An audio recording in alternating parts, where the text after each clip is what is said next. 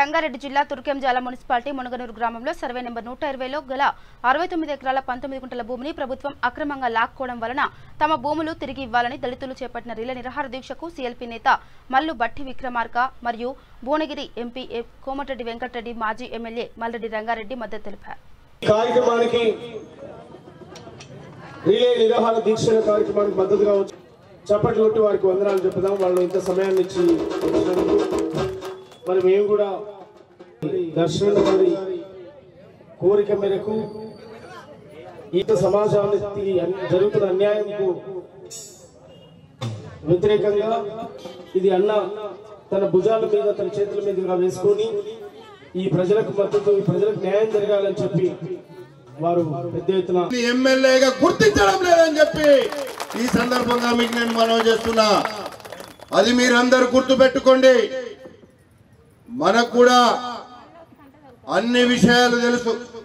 ఈ రోజు ఇక్కడ మనం వచ్చినామంటే మునగనూరు గ్రామంలో వాళ్ళ తాత ముత్తాతల నుంచి ఈడ కూర్చున్నటువంటి వీళ్ళందరూ కూడా మన దళిత సోదరులందరూ కూడా ఇక్కడ సోదరి మనందరి కుటుంబాలు ఇక్కడ ఎందుకు వచ్చినారు? మా అయ్యమ్మ సంపాదించింది కాదు, మా తాత ముత్తాతల నుంచి ఉన్నటువంటి భూమిని ఈ సన్నాసి వచ్చి కబ్జాలు చేయించడానికి గవర్నమెంట్ కు ఈడ కబ్జాలు చేస్తే మల్రెడ్డి రంగారెడ్డి తోలు తీస్తాడని తెలుసు. అందుకే ఇక్కడ ఈ యొక్క దళితుల భూములను తీసుకుంటే ప్రభుత్వానికి ఇస్తే నన్ను తోలు తీయలేడు, కబ్జాలు పెడితే అదే ఇబ్రాహీంపట్నంలో అయితే దళితుల భూములను కబ్జా పెట్టి అమ్ముకుంటున్నటువంటి దుర్మార్గుడు ఈ సన్నాసి అని చెప్పి సందర్భంగా మీకు నేను మనవి చేస్తున్నా. ఇప్పటికే 500 కోట్ల రూపాయల విలువైనటువంటి ప్రభుత్వ భూమిని, పోలీస్ స్టేషన్ పక్కకున్నటువంటి ప్రభుత్వ భూమిని 500 కోట్ల రూపాయలకు అమ్ముకున్నటువంటి దుర్మార్గుడు. అది కేవలం దళితుల భూములు.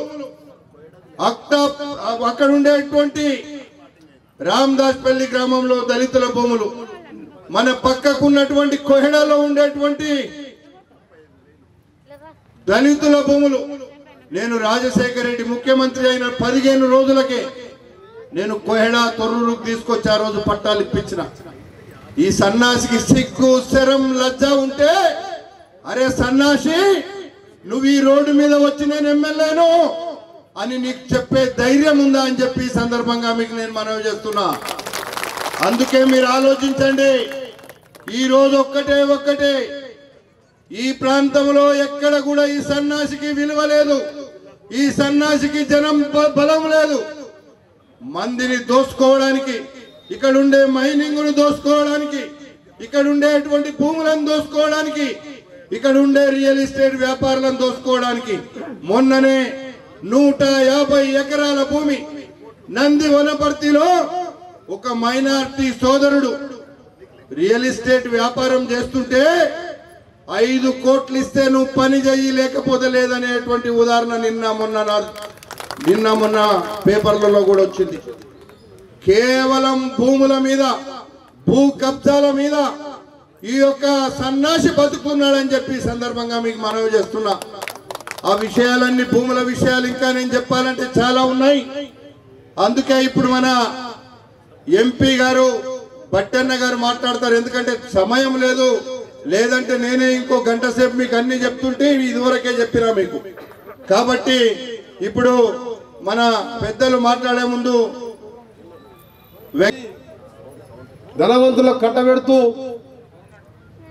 డబుల్ బెడ్రూమ్ ఎక్కువ కొంత మిగిలింది కొంత టీఆర్ఎస్ నాయకులు కానీ ఎమ్మెల్యేలు గారు కబ్జాలు చేస్తూ ఈ ప్రాంతంలో చేస్తున్న చర్యలు చూస్తున్నాం మనం.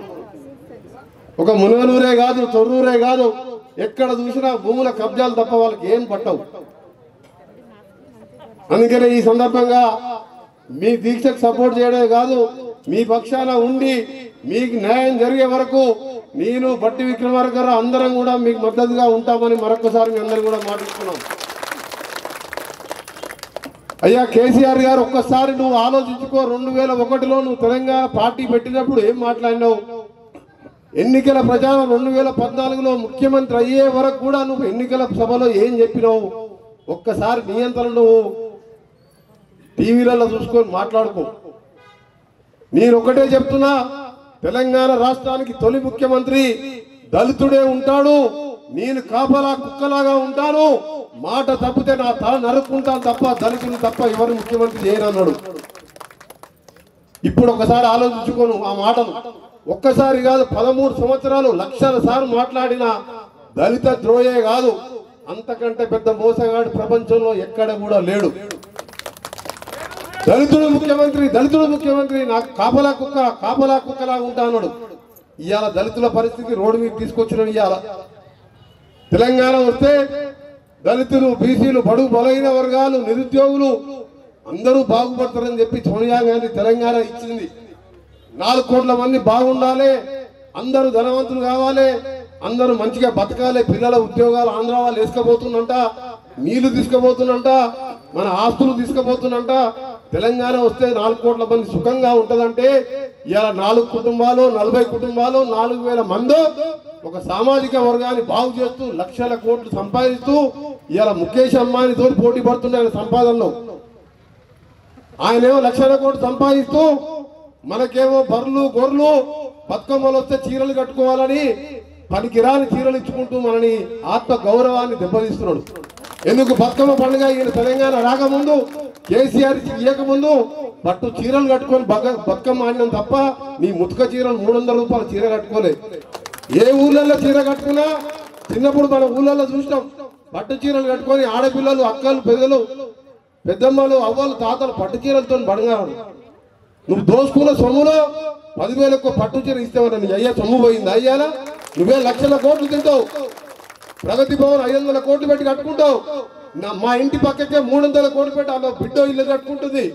మా ఇంటి ఎదురుగా ఇంకో దగ్గర నంది హిల్స్లో 3 ఎకరాలు పెట్టి ఆయన 500 కోట్లు పెట్టి కొడుకు ఇల్లు కట్టుకుంటావు. నీ కుటుంబంలో 4 మంత్రి పదవులు ఇస్తావు. దళితులు మాదిగ సామాజిక వర్గానికి మంత్రి పదవి ఉండదు. పోయిన 5 ఏళ్ళు మాల సామాజిక వర్గానికి మంత్రి పదవి ఉండదు. కానీ ఇవాళ సామాజిక వర్గం లేదు, సామాజిక తెలంగాణ లేదు. ఎక్కడ పోయింది తెలంగాణ? ఎవడు వెళ్తున్నారు తెలంగాణ? మా నల్గొండ ముద్దుబిడ్డ సోమన్న పాడుతుంటే సంతోషం కాదు, బాధ అనిపిస్తుంది, కళ్ళ నీళ్ళు వస్తున్నాయి. ఈ తెలంగాణ మనం కోరుకుంది. 17 మంది ఉంటే రెడ్డి సామాజిక వర్గానికి 7, వెలమ సామాజిక వర్గం 4, ఆయన ఒక మంత్రి, ముఖ్యమంత్రి, ఇంకా సడ్డకులు, అల్లుళ్ళు అందరికి పోస్ట్ పెట్టుకొని 40 లక్షల మంది జనాభా ఉన్నా మాదిగ సామాజిక వర్గం ఒక్క మంత్రి పదవి ఇవ్వకుంటే ఆ జాతిని మనం విమర్శించాలా? ఆ మంత్రి ఏంగానే కనీసం ఆ మంత్రి ఏంటంటే మా జాతి వాడు ఒకడు ఉన్నాడని చెప్పి ఆత్మ గౌరవం చెప్పుకుంటాడు. నువ్వేదో ఆయనకు అధికారం ఇవ్వవు, నిధులు ఇవ్వవు, మాకు తెలుసు. ఎందుకంటే డబుల్ బెడ్రూమ్ కడితే కమిషన్ రావు, కాళేశ్వరం మిషన్ భగీరథ అంటే కమిషన్లు వస్తాయి, అలా తెలుసుకొని మీరు వస్తారు. కనీసం చెప్పుకుంటారు మా వాడు ఒకడు మంత్రి అని చెప్పుకుంటే ఎంత గౌరవం ఉంటుంది. 1% ఉన్న నీ సామాజిక వర్గానికి 4 మంత్రి పదవులు ఇస్తావు, మాదిగ సామాజిక మంత్రి పదవి ఇవ్వంటే నీకు ఎంత అహంకారం అని చెప్పి ఒక్కసారి మనం అంతా ఆలోచించుకోవాలి. దళితులందరూ కూడా ఆలోచించుకోవాలి. చదువుకున్న వాళ్ళు ఉన్నాం ఇవాళ. అందుకని ఇలాంటి వానికి వచ్చే 2 సంవత్సరాల్లో బుద్ధి చెప్తే తప్ప తెలంగాణ వచ్చి కూడా ఇవాళ బతుకమ్మ పండుగ, దసరా పండుగ 4 రోజులు లేదు. కరోనాలో వచ్చి ఏడుస్తున్నాం. అయినా ఇవాళ మీరందరూ కూడా ఇలా మూతికి పట్టగట్టి రోడ్డు మీద కూర్చుంటే 500 కోట్ల ఫామ్ హౌస్, 500 కోట్ల ప్రగతి భవన్ బట్టి రాజభోగ్యాలు వెళ్తున్న వానికి బుద్ధి చెప్పాలి. కేసీఆర్ గారు బుద్ధి చెప్పినప్పుడే ఈ తెలంగాణ విముక్తి అయితే తప్ప మనకు జరగదు. ఇవాళ చూస్తున్నా నేను, ఇవాళ ఇక్కడ ఎమ్మెల్యే గురించి చెప్తున్నా, ఎక్కడ వేరే చూస్తున్నా. ఇప్పుడు మేము పోతున్న యాచారం 19,000 ఎకరాల్లో 1000 కంపెనీలు తీసుకొచ్చి పెట్టారంట, ఫార్మా కంపెనీలు. అది రైతులకు 6,000 ఎకరాల దళితుల భూములు ఉన్నాయి. 12 లక్షలు ఇస్తాం, 16 లక్షలు ఇస్తాం. అది తాత ముత్తాతలకు వచ్చిన దళితుల భూములు, గవర్నమెంట్ ఇచ్చిన భూములతో పాటు వాళ్ళ భూములు. ఆ భూములను తీసుకొచ్చి నీకు 120 గజాల ప్లాట్ ఇస్తా, నీకు 16 ఇచ్చి ఆయన 1.5 కోటికేమో బయట అమ్ముకుంటాడంట కంపెనీలు, ఆంధ్ర కంపెనీలకు. ఆ వాసన వల్ల ఆ నుంచి 300 దానికి వస్తుంది. ఆ వాసన అన్ని కంపెనీలు ఒక్క దగ్గర పెడితే మనం మొత్తమా, మన ఆరోగ్యాలు ఉంటాయా? అది కూడా ఆలోచిస్తలేకుండా పోలీసులను పెట్టి భూములు తీసుకుంటున్నాం. ఇక్కడ ఎమ్మెల్యే గురించి చెప్పాలంటే నాకే సిగ్గుచేటు అనిపిస్తుంది. నేను కూడా 20 ఏళ్ళు ఎమ్మెల్యే ఉన్నా. మా మునగనూరు వెంకరెడ్డి ఉన్నాడు, మీ కాంగ్రెస్ నాయకుడు, మనకు ఓడిపోయాడు కౌన్సిలర్గా. వెంకరెడ్డికి తెలుసు. 20 ఏళ్ళు ఎమ్మెల్యేగా ఉన్నా, మంత్రిగా ఉన్నా. నల్గొండలో 2 బెడ్రూమ్ల ఇంట్లో ఇప్పటికి కిరాయి ఉంటున్నా తప్ప ఈయనలాగా 100 దళితుల భూములు ఎకరాలు గుంజుకోలేదు. నాకు భూములు ఎక్కడ లేవు. నా సొంత ఊర్లో మా నాయన ఇచ్చిన 4 ఎకరాల బుట్ట భూమి ఉంది. ఇవాళ 20,000 ఎమ్మెల్యే మంత్రిగా ఉండి ఎంపీగా ఉన్నోని నల్గొండలో ఇల్లు కట్టుకోలేనా? కానీ ఆ ఇల్లు హైదరాబాద్లో ఇల్లు ఉన్నది కదా, అక్కడ ఇల్లు కట్టుకుంటే 10-20 లక్షలు 6 లక్షలు అనుకో పేదోళ్ళకి సహాయం చేయట్లేనా? అట్లా పోతాం. కానీ ఇలాంటి ఎమ్మెల్యేలు ఎక్కడ చూడలేని చరిత్రలో మంచిరెడ్డి కిషన్ రెడ్డి లాంటి ఎమ్మెల్యే ఎక్కడ చూడలేను. ఎక్కడ భూమి కనబడితే కథం పోయి దళితుల భూములే. అందుకనే చెప్తున్నారు ఎమ్మెల్యే గారి పద్ధతి కాదు, కేసీఆర్ పద్ధతి కాదు, కేటీఆర్ పద్ధతి కాదు. ఎమ్మెల్యే అయినా, కౌన్సిలర్ అయినా, మంత్రి అయినా, ఎంపీ అయినా, ముఖ్యమంత్రి అయినా చచ్చిపోయిన తర్వాత అయ్యో పాపం పలానా టైంలో వాళ్ళు ఎమ్మెల్యే ఉండరా, ఎంపీ ఉండరా అనుకోవాలి, ముఖ్యమంత్రి ఉండరా అని పీడమైందిరా అనుకోవద్దు. మనం చచ్చిపోతే పీడమైందిరా అనుకోవద్దు. కానీ ఇవాళ ఎమ్మెల్యే గారు చేస్తుందంటే వీడు ఎప్పుడు పోతాడా, పీడపోతుందా అని చూస్తున్నాము.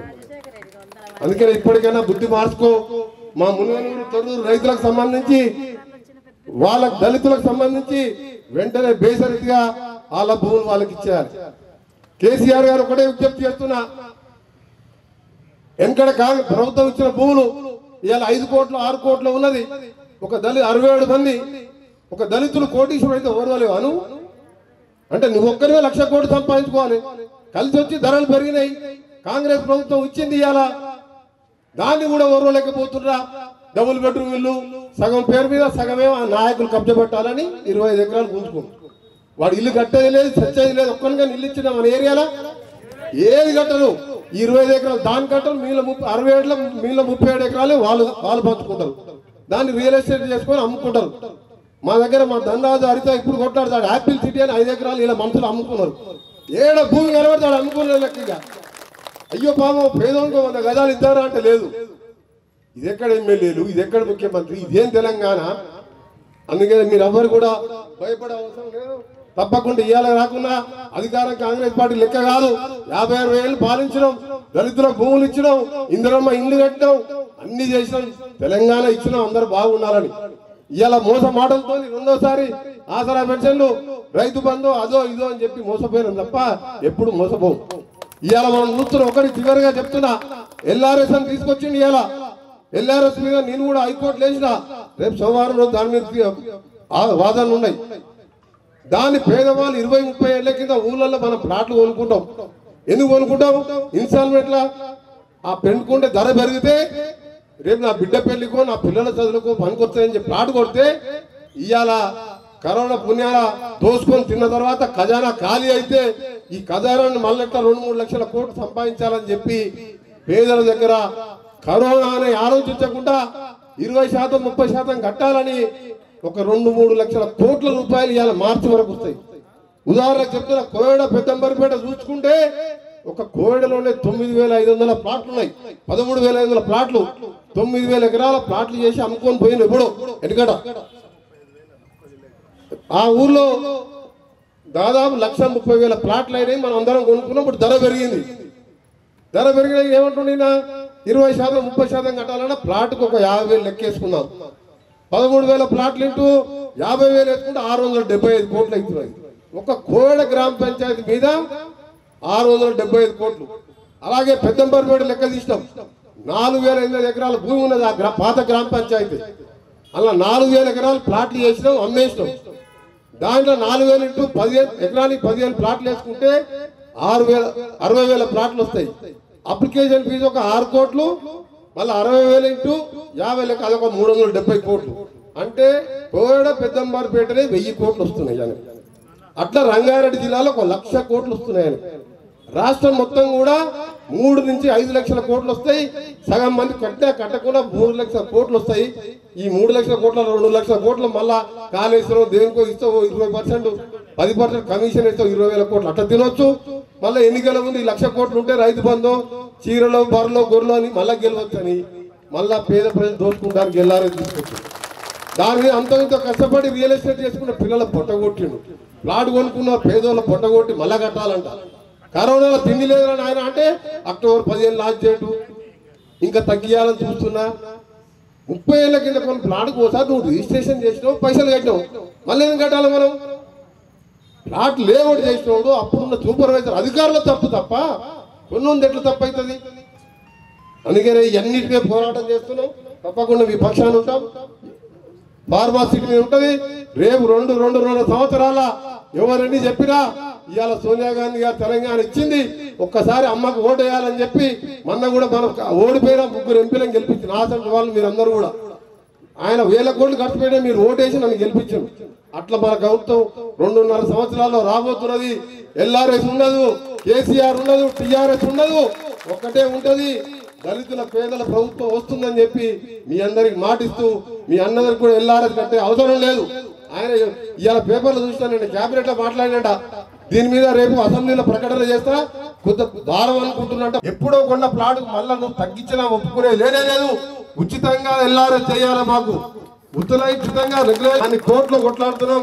కోర్టులో తప్పకుండా మనకు న్యాయం జరుగుతుంది. హైకోర్టుకు పోతాం, సుప్రీంకోర్టుకు పోతాం, ప్రజా కోర్టుకు పోతాం. మా గవర్నమెంట్ మన గవర్నమెంట్ వచ్చిన తర్వాత హాస్పిటల్ చచ్చిపోతుంటే కరోనా అని తిరగకుండా అన్ని హాస్పిటల్ 33 జిల్లాలు తిరిగి వచ్చాడు. ఆయన ప్రతిపక్ష నాయకుడు, 19 మంది ఎమ్మెల్యేలు గెలిచినాం. ప్రతిపక్ష నాయకుడు అంటే మొత్తం కూడా ఆయన క్యాబినెట్ మంత్రి హోదాలు. అరే ఒక దళితుడు క్యాబినెట్ మంత్రి, ఆయన గడుకోసారి అడిగితే నేను లేవాలన్నా, ఆయన అడగగానే బైక్ ఇవ్వాలి ప్రతిపక్ష నాయకుడికి అయితే లెక్క ప్రకారం.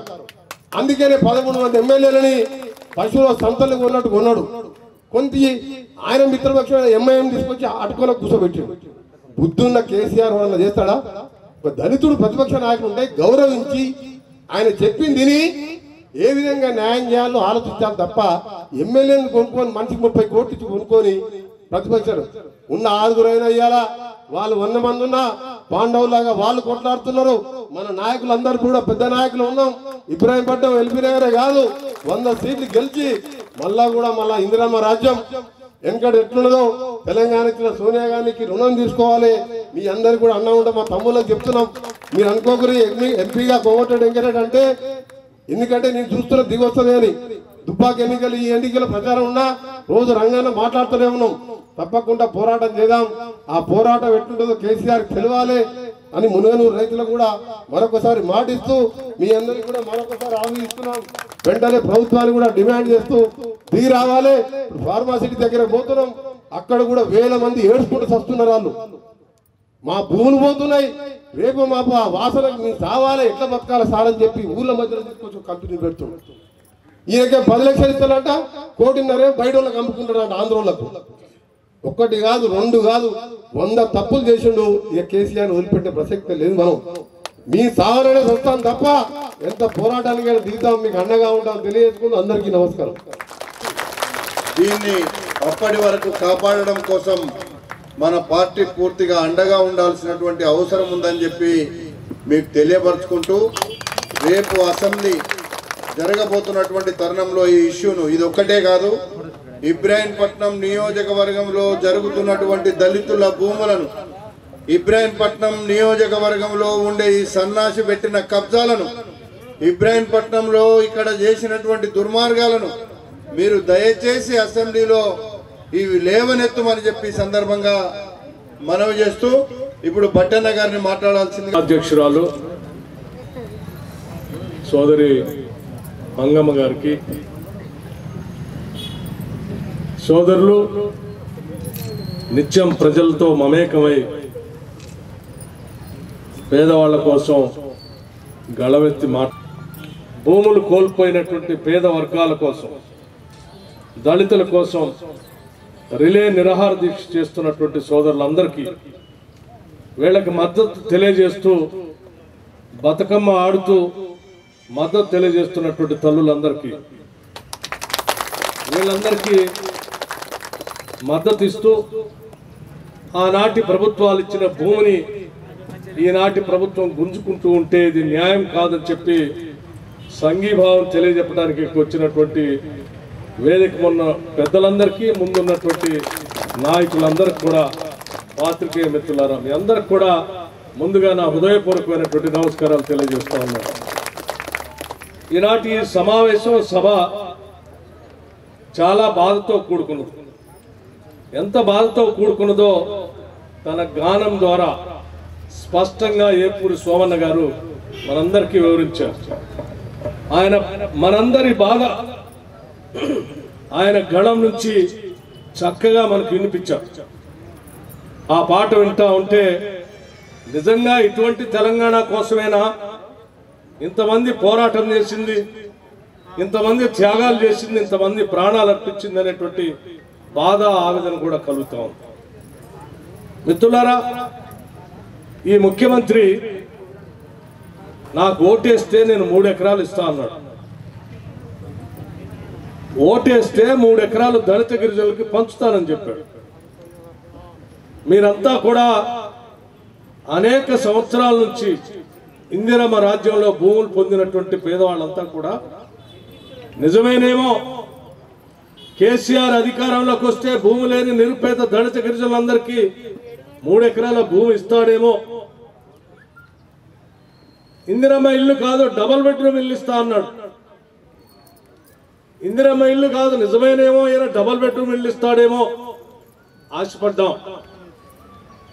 భూమి లేనటువంటి పేదవాళ్ళు 3 ఎకరాల భూమి వస్తుందంటే నిజంగానే ఆశపడ్డాం.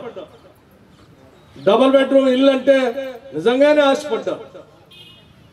చదువుకున్నటువంటి బిడ్డలందరికీ ఇంటికో ఉద్యోగం ఇస్తానంటే, బిడ్డ మీ అందరినీ మేము శ్రమపడి చదివించాం, కేసీఆర్ వస్తే మీ అందరికీ ఉద్యోగాలు వస్తాయి, మా శ్రమ అంతా ఇక తగ్గిపోద్దని ఆశపడి బిడ్డల చేత మీరు అందరు కలిసి ఓట్లేశారు. కానీ గత 6 సంవత్సరాలను చూస్తా ఉంటే ఏదో కొండనాలకి మందేస్తే ఉన్న నాలిక పోయినట్టు, కొండనాలకి మందేస్తే ఉన్న నాలిక పోయినట్టు వీడు 3 ఎకరాల సంగతి దేవుడేరు. ఆనాటి కాంగ్రెస్ ప్రభుత్వాలు ఇందిరమ్మ రాజ్యంలో పంపిణీ చేసిన భూములన్నీ కూడా లాక్కుంటూ ఉన్నాడు. ఇదొక్కటే కాదు, ఇక్కడే కాదు, హైదరాబాద్ నగరం చుట్టూ రాష్ట్రంలో ఉన్నటువంటి ఏ గ్రామంలోనైనా ఆనాటి కాంగ్రెస్ ప్రభుత్వాలు పంచినటువంటి భూములన్నింటినీ ఈరోజు వెనక్కి లాక్కుంటూ ఉన్నాడు. రకరకాల పేరు చెప్పి అంటే మంచిగా ముసుగేసుకుని మేకవన్న పులి అంటారే, ఆ రకంగా మంచిగా మాటలు చెప్తే మీ అందరినీ బుట్టలో వేసుకొని ఓట్లన్నీ పొంది మంచిగా గొంతుకు వస్తా ఉన్నాడు. ఈరోజు మన భూములన్నీ లాక్కుని, ఈ భూములన్నీ లాక్కునేటువంటి ముఖ్యమంత్రికి కాంగ్రెస్ పార్టీ ఒకటే ఒక మాట చెప్తా ఉంది. నువ్వు 3 ఎకరాల భూమి ఇస్తా అన్నావు, ఇయ్యకపోతే నువ్వు మాట తప్పినటువంటి వ్యక్తిగా 420గా మిగిలిపోతావు. 420 రాష్ట్రానికి ముఖ్యమంత్రిగా పనికిరాడని కూడా ఈ రాష్ట్ర కాంగ్రెస్ కమిటీ స్పష్టంగా చెప్తుంది. అనేక సందర్భాలు మనకు తెలుసు, గ్రామాల్లో చిన్న మాట తప్పితేనే 420 కేసు పెట్టి అతన్ని చీటర్గా చూస్తాం. ఆ చీటర్గా చూసేటువంటి వ్యక్తికి కనీసం వార్డు మెంబర్కి కూడా మనం ఓట్లేయం. అటువంటిది సాక్షాత్తు ఈ రాష్ట్ర ముఖ్యమంత్రిగా ఉన్నటువంటి వ్యక్తి రాష్ట్రంలో ఉన్నటువంటి కోట్లాది మంది పేద ప్రజలకి డబల్ బెడ్రూమ్ ఇల్లు ఇస్తా అని, 3 ఎకరాల భూమి ఇస్తా అని, ఇంటికో ఉద్యోగం ఇస్తా అని చెప్పి ఓట్లు వేయించుకొని ఓట్లు అయిపోయిన తర్వాత ఈ ఒక్కటి కూడా చేయకపోతే అతను 420గా ఉన్నటువంటి వ్యక్తి అసలు ఈ రాష్ట్రాన్ని పాలన చేయడానికి పనికొస్తాడా? పనికిరాడు. దురదృష్టం, అటువంటి వ్యక్తి ఈరోజు రాష్ట్రాన్ని పరిపాలన చేస్తూ ఉన్నాడు. ఈరోజు మునగనూరులో గ్రామానికి సంబంధించి 67.19 గుంటలు అంటే దాదాపు 68 ఎకరాలు 120 సర్వే నెంబర్లో ఉన్నటువంటి భూమిని ఎప్పుడో ఆనాటి కాంగ్రెస్ ప్రభుత్వాలు పంపిణీ చేస్తే ఈ గ్రామంతో పాటు హైదరాబాద్ నగరం చుట్టూ అనేక గ్రామాల్లో ఇలాగే పంపిణీ చేసింది. ఇవాళ నగరం అభివృద్ధి చెందుతా ఉంది. వ్యాప్తి చెందటం వల్ల ఈ భూములకు విలువలు వచ్చాయి. విలువలు రాగానే ఈరోజు రాబందులు వచ్చి వాళ్తా ఉన్నారు. ఈ రాబందులు శాసనసభ్యుల రూపేణ వస్తా ఉన్నారు, టిఆర్ఎస్ పార్టీ రూపేణ వస్తా ఉన్నారు, లేకపోతే వారి కార్యకర్తల రూపేణ వస్తా ఉన్నారు, లేకపోతే వాళ్ళకి సంబంధించిన బంధువుల రూపేణ వస్తా ఉన్నారు. ఎక్కడెక్కడైతే ఇట్లా పేదవాళ్ళకి పంచిన భూములు ఉన్నాయో ఆ భూములన్నింటినీ కూడా కొత్తగా ధరణి అనేటువంటి ఒక చట్టం తీసుకొని వచ్చి ఆ చట్టంలోకి దీన్ని ఎక్కించకుండా చూసి ఆ ఎక్కకుండా ఉన్నటువంటి భూములన్నింటినీ కూడా వీళ్ళు లాక్కునేటువంటి కార్యక్రమాన్ని చేపట్టారు. అదే ధరణి రెవెన్యూ చట్టం అని కొత్తగా గొప్పలు చెప్తా ఉన్నాడే, ఆ ధరణి చట్టంలో ఆనాటి కాంగ్రెస్ ప్రభుత్వాలు పంపిణీ చేసినటువంటి భూములన్నీ కూడా కబ్జా కాలంలో ఉంటే ఆ అనుభవదారు కాలం అనేదే లేకుండా చేసి ఈనాడు మీకు పంచినటువంటి భూములన్నీ తరతరాలుగా మీరు అనుభవిస్తున్నటువంటి భూములన్నీ అసలు రికార్డులోనే లేకుండా చేసేట్టుగా ఆ పాస్బుక్లోనే ఆ కాలమే లేకుండా చేసేటువంటి ఒక దుర్మార్గమైనటువంటి చట్టాన్ని ఈరోజు ముఖ్యమంత్రి గారు తీసుకొని వస్తా ఉన్నారు. అందులో భాగంగా లక్షలాది మంది దళితుల భూములు ఈరోజు రాష్ట్రంలో కోల్పోతా ఉన్నారు. ఇది చాలా దుర్మార్గం. ఒక సామాజిక తెలంగాణ తెచ్చుకున్న రాష్ట్రంలో ఆనాటి కంటే ఇంకా మెరుగ్గా ఉండాలి. 3 ఎకరాలు కాదు 6 ఎకరాలు ఇవ్వాలి. డబల్ బెడ్రూమ్ కాదు ఇంకా పెద్ద ఎత్తున ఇవ్వాలి.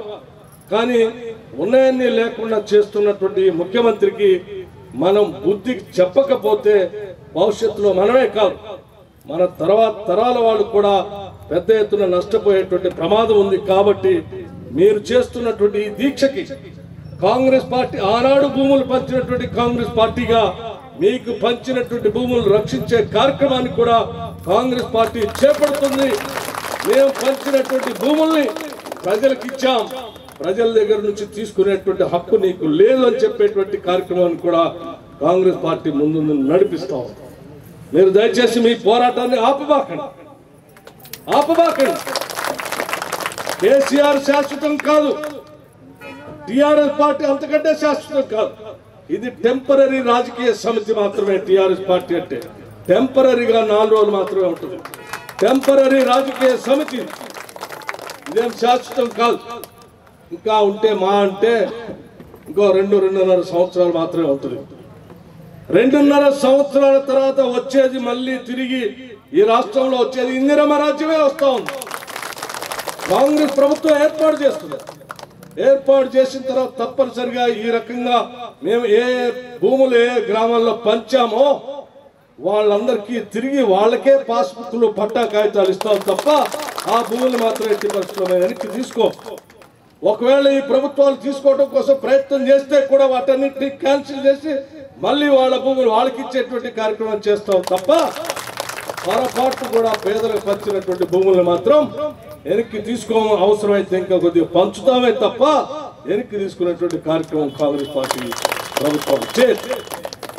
అలాగే డబుల్ బెడ్రూమ్ ఇళ్ళ సంగతి కూడా చెప్తా ఉన్నా. నాకు చెప్పాడు ఒక మంత్రి వచ్చి 1,00,000 ఇళ్ళు కట్టాము హైదరాబాద్ నగరంలో చూపిస్తామన్నా ఈ ప్రభుత్వం, రండి చూద్దామని చెప్పాం. పోయి చూస్తే లెక్క మొత్తం 1.5 రోజుల్లో తేల్చింది ఏంటంటే 3,428 ఇళ్ళు మాత్రమే. ఎక్కడయ్యా 1,00,000 ఇళ్ళు చూపించండి అయ్యా అంటే లేదు మీరు అన్ని లెక్కలేసుకున్నారు, లెక్కలేసుకుంటే ఎట్లా తెలుస్తుంది, మీరంతా లెక్క రాసుకుంటే మా వాళ్ళగా చూపించడం అని వెళ్ళిపోయాడు. అంటే లెక్క రాసుకోకుండా గాల్లో ఈ 1,00,000 ఇళ్ళు అంటే 1,00,000 ఇళ్ళు అనాల, ఈ 50,000 ఇళ్ళు అంటే 50,000 ఇళ్ళు అనాలి. అది వాళ్ళు కోరుకునేది.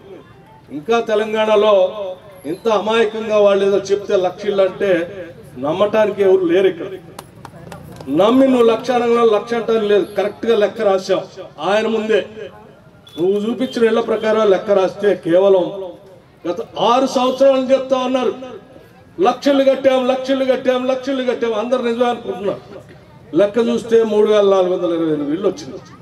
ఈ 3,428 ఇళ్లకే 1,00,000 ఇళ్ళు కట్టామని మళ్ళీ మోసం చేసి ఓట్లు పొందే కార్యక్రమానికి నాంది పలికారు.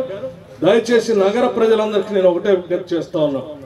ఈ నగరంలో ఇళ్ళు కట్టినటువంటి కేవలం 3,428 ఇళ్ళు మాత్రమే వాళ్ళు మనకు చూపించింది.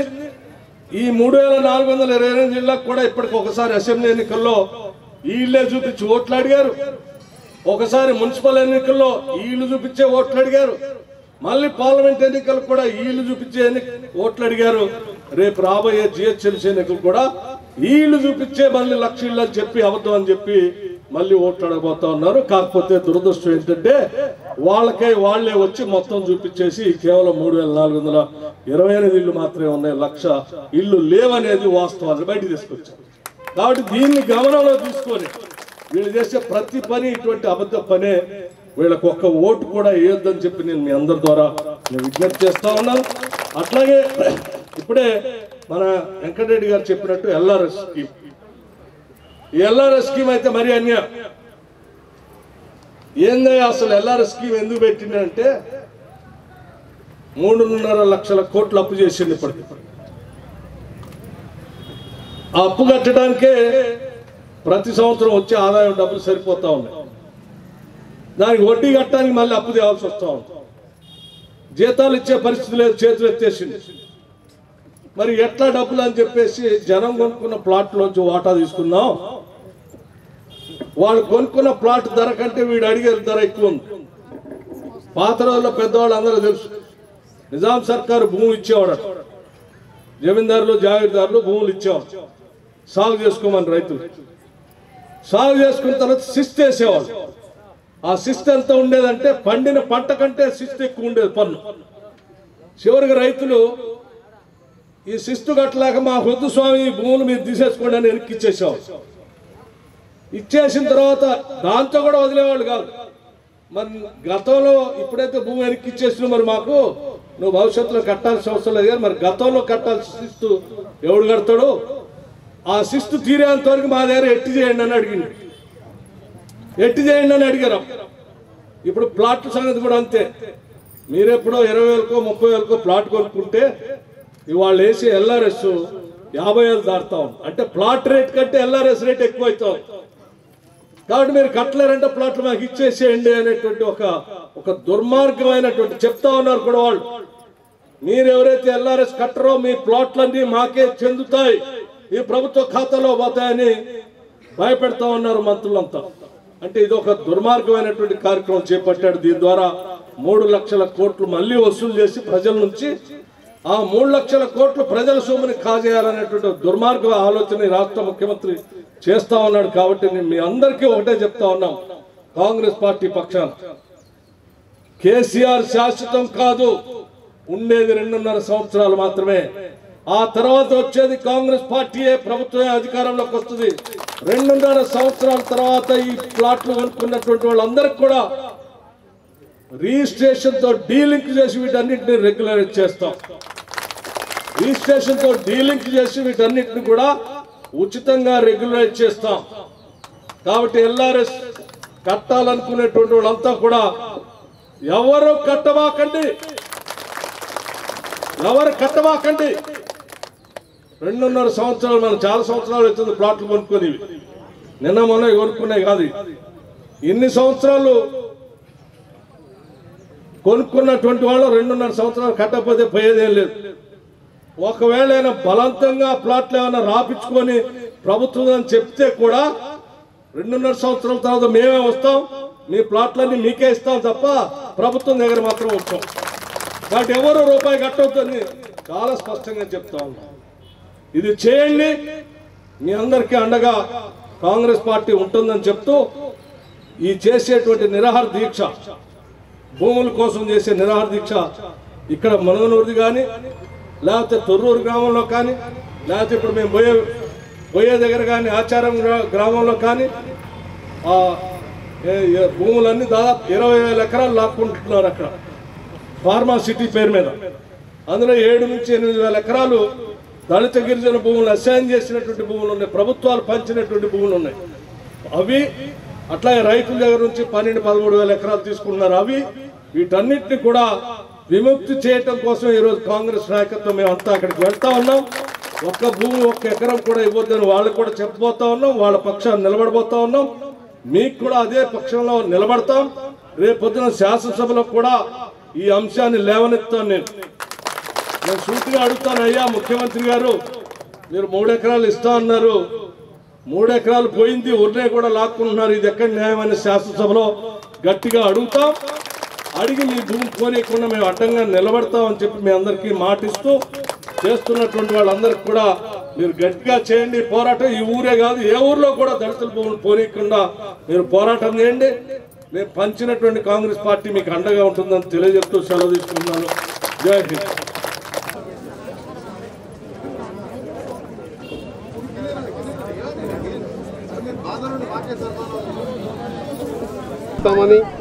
ఈ ప్రాంత నాయకులు రంగారెడ్డి గారు, ఇతర నాయకులు అందరూ కూడా మీకు మద్దతుగా ఎవరు కూడా అధైర్యపడద్దు. వచ్చేది కాంగ్రెస్ పార్టీ ప్రభుత్వం, దళితుల పక్షపాతి. ఈరోజు తెలంగాణ 4 కోట్ల మంది బాగుండాలని తెలంగాణ ఇస్తే ఇవాళ 4 కుటుంబాలు 40 కుటుంబాలు బాగుపడ్డాయి తప్ప మనకు ఒరిగింది ఏం లేదు. ఇవాళ దళితులు 3 ఎకరాల పేరు మీద ఇలా దళితులను ఈ కరోనా సమయంలో రోడ్డు మీద కూర్చున్న ముఖ్యమంత్రి గారు వెంటనే ఈ నిర్ణయాన్ని ఉపసంహరించుకొని వాళ్ళ భూములు వాళ్ళకి ఇవ్వాలని నువ్వు దళిత ముఖ్యమంత్రిని మాట తప్పినావు. 3 ఎకరాలు మాట తప్పినావు. ఇలా దళితులకు ఎప్పుడో మేము ఇచ్చిన కాంగ్రెస్ పార్టీ భూములు ఇస్తే ఆ ధర పెరిగితే దళితులు కోటీశ్వర్లు అయితే కూడా నువ్వు ఓర్వలేకపోతున్నావు అంటే నిజంగా నీకు ఆ బుద్ధి మారాలని చెప్పి కూడా దేవుని కోరుకుంటూ ఇక్కడైనా 17 రోజులు దీక్ష చేస్తున్న స్థానిక శాసనసభ్యుడు రావడం జిల్లా మంత్రి రాకపోవడానికి కూడా ఖండిస్తూ తప్పకుండా కాంగ్రెస్ పార్టీ తెలంగాణ ఇచ్చిన పార్టీగా మీకు మాటిస్తున్నాం. ఇవాళ రాబో కాలంలో టీఆర్ఎస్ ఉండదు, ఎల్ఆర్ఎస్ ఉండదు, ఉండేది కాంగ్రెస్ పార్టీ ఇందిరమ్మ రాజ్యం రాబోతుంది. మీరు కూడా తెలంగాణ ఇచ్చిన కాంగ్రెస్ పార్టీకి మద్దతుగా ఉండండి. తప్పకుండా మేమందరం కూడా మీ ఎమ్మడి ఉంటామని మీకు మాటిస్తున్నాం. ఈరోజు మా శాంతి మీద ధర్నా 17వ రోజుకు చేరింది. మున్గనూరు గ్రామంలోని అద్లాపూర్మెట్ మండల్ రంగారెడ్డి జిల్లా. మేము పెద్ద ఎత్తున మా సభకు ఈరోజు మన ఎంపీ గారు కొమరెడ్డి వెంకరెడ్డి గారు, అట్నే వెంటనే సిఎల్పి నేత బట్టి విక్రమార్క గారు, మళ్ళీ అట్నే వెంటనే మా మల్లెడ్డి రంగారెడ్డి గారు, మల్లెడ్డి రామరెడ్డి గారు, మన తుర్కెంజాల్ మున్సిపాల్ కౌన్సిలర్లందరూ ఈరోజు మా సభకు మాకు సంఘీభావం తెలవనికే పెద్ద ఎత్తున బయలుదేరి వచ్చారు. మాకు ఈరోజు మాకు ధైర్యం చెబుతూ మా అందరికీ మీ భూములు మీకు ఎక్కడ పోవు మేమున్నామని చెప్పి ముందుకొచ్చి మాకు భరోసా కల్పించి బట్టి విక్రమార్క గారు, ఎంపీ గారు కొమరెడ్డి వెంకరెడ్డి గారు మాకంతా ముందుకొచ్చి మీ భూములను మేముంటాం, మీ భూములు ఎక్కడ పోవు, రేపు పొద్దుగాల మీ భూముల మీద అప్పుడే మీ తాతల ముత్తాతల కడికి తీసుకున్న భూములు ఎవరు హక్కు లేదు, తీసుకుంటాను, మీ భూములు మీకే ఉండాలని చెప్పి ఈ సభముఖంగా సభకు తెలియజేస్తూ మాకు అందరికీ హామీ ఇస్తూ హామీ ప్రకారంగా మేము కూడా భరోసా నమ్మినాం. కేసీఆర్ తీసుకున్నా మళ్ళీ మేము వచ్చిన తర్వాత నీకు పాస్బుక్ కట్ చేయించి కూడా మీకు మళ్ళీ పాస్బుక్లు ఇప్పించే బాధ్యత మాదని చెప్పి బట్టి విక్రమార్క సిఎల్పి నేత మాకు భరోసా ఇచ్చి మాకు అండగా మాకు ధైర్యం చెప్తూ మేము కూడా సరే మేము కూడా నమ్మినాము. దానికోసం ఆ విధంగా మేము కాంగ్రెస్ పార్టీ అండగా మాకుంది. ఆ విధంగా మేము ముందుకు పోతాం. ఎట్టి పరిస్థితుల్లో మీరు పోరాటం ఆగకండి, మీరు పోరాటం చేస్తూనే ఉండని చెప్పి బట్టి సిఎల్పి నేత ఇప్పుడే చెప్పారు. ఆ విధంగానే మేము అదే కంటిన్యూగా చేస్తూ ఉంటాం. మేము భూమి ఇడిచిపెట్టే ప్రసక్తే లేదు. ఎవరు వచ్చినా మా భూమి మాకు మేము నిలబడి మేము పోరాడుతూనే ఉంటాం. మా భూమి ఇడిచే ప్రసక్తే లేదని చెప్పి ఈ సభాముఖంగా తెలియజేస్తూ